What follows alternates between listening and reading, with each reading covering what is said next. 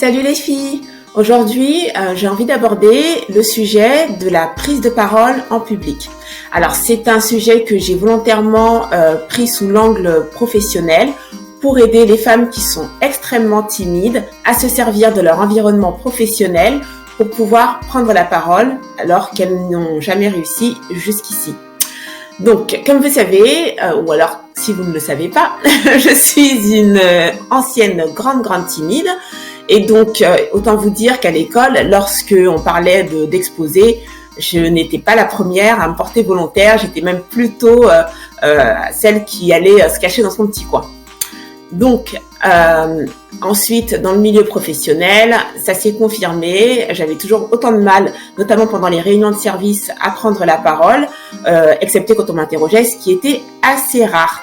Donc, je vais vous donner 3 étapes pour débloquer la parole lorsque vous ne l'avez jamais prise et que c'est quelque chose qui vous embête de ne pas pouvoir prendre la parole parce que ça vous stresse ou ça crée de l'anxiété chez vous.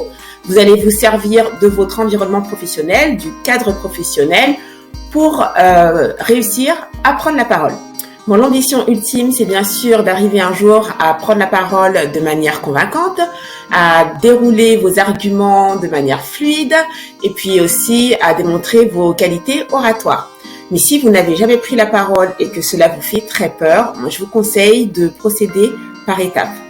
Alors, la première étape, c'est exercez-vous en posant des questions. Donc, je vous rappelle qu'on est toujours dans le cadre professionnel.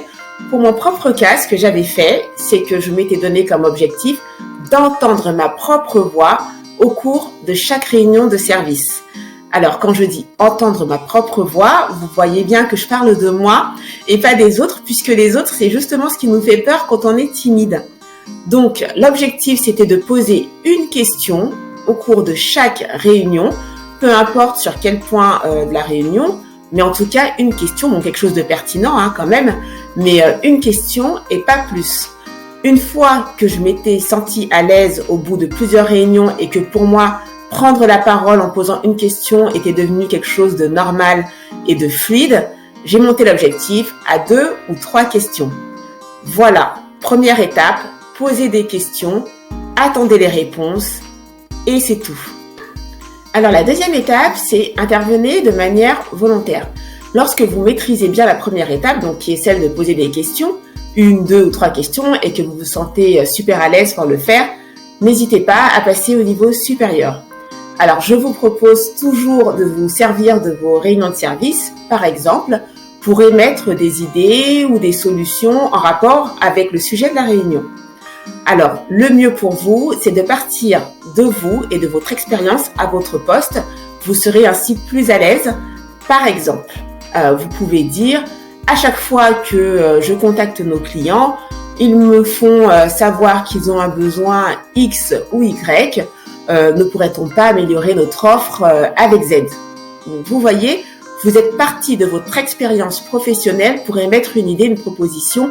On n'est plus juste dans la simple question. On est dans quelque chose d'un peu plus élaboré ou un peu plus large. Et donc, vous allez donner comme ça vie à votre discours naturellement. Alors, ne perdez pas votre objectif des yeux. Le but, ce n'est pas que votre proposition soit applaudie ou retenue. Le but pour vous, c'est uniquement de prendre le contrôle sur votre prise de parole. Lorsque vous maîtrisez les étapes 1 et 2, à savoir donc poser des questions, faire des propositions de manière fluide et que vous vous sentez très à l'aise, je vous propose maintenant de vous exposer un petit peu plus. Alors vous pouvez vous proposer pour animer un petit bout de la réunion, peut-être en présentant votre chiffre ou quoi que ce soit d'autre.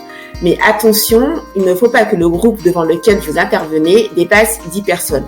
Choisissez un groupe qui fait entre 3 et 10 personnes. Le but, c'est de quand même conserver un cadre qui soit assez rassurant pour vous.